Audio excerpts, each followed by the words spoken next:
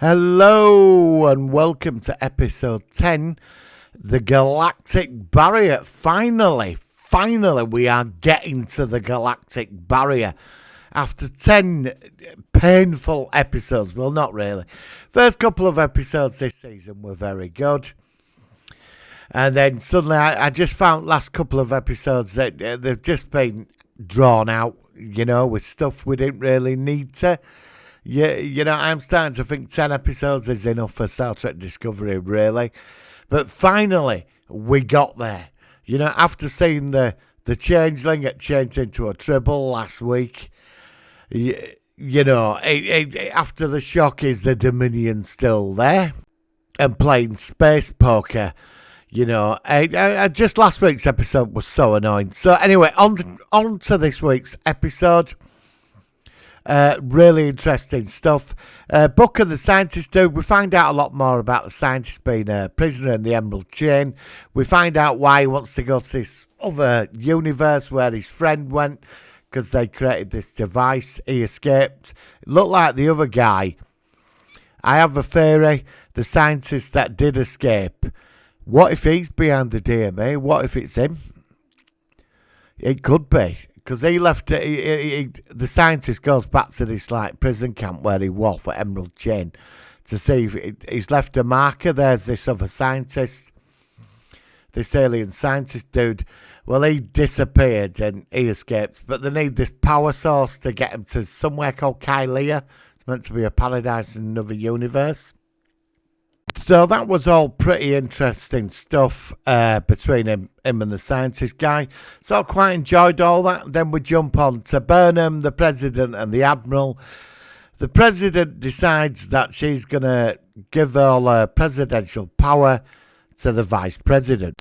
So after destroying the DMA and it reappeared again, they've got to go off on a first contact mission with this new species, with this obviously godlike technology.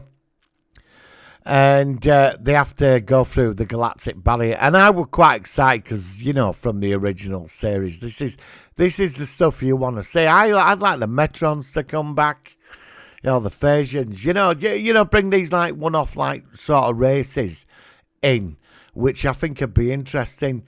I'd love to, go to the planet Metros and see the Metrons and how they are. Just be awesome. So they come up with this plan, sticking antimatter around the ship, negative antimatter, whatever it is, to get through the galactic barrier. So, we find out the mycelial network, the mushroom drive, does not work in the galactic barrier, so it ends there. Obviously, I wonder if it works on the other side. It could be interesting. So the jump, and there's a bit of politics. We find out that the DMA is on its way to Earth, and Vulcan's going to eat them up.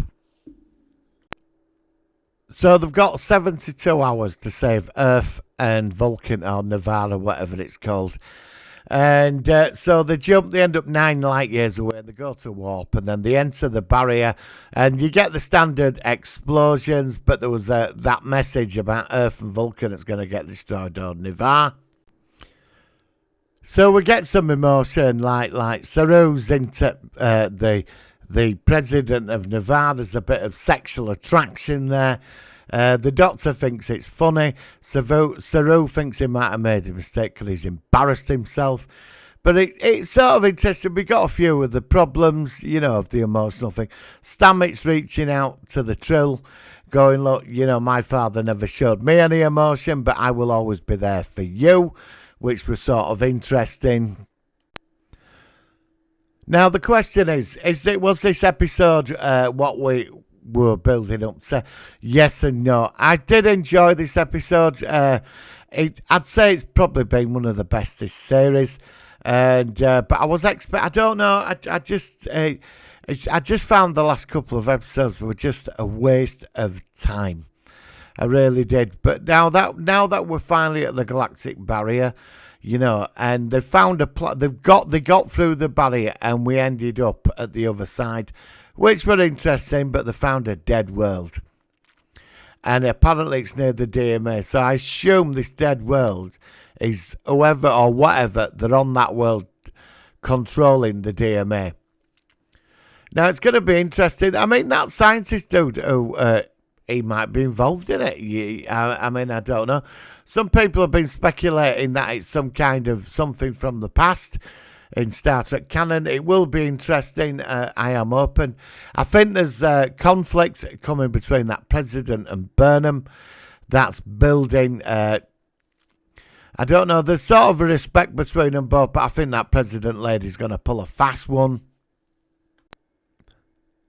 So this episode, it chugged along at a nice pace. I mean, even the emotional stuff, they pulled back quite a lot on. I was interested in the scientist on the Wibuk and the Emerald Chain Planet. That was sort of interesting. I have to say, I am starting to like Burnham this season. I think since she's been put in the big chair, I actually don't mind it. I couldn't do with her in last series. I'm not a Burnham hater.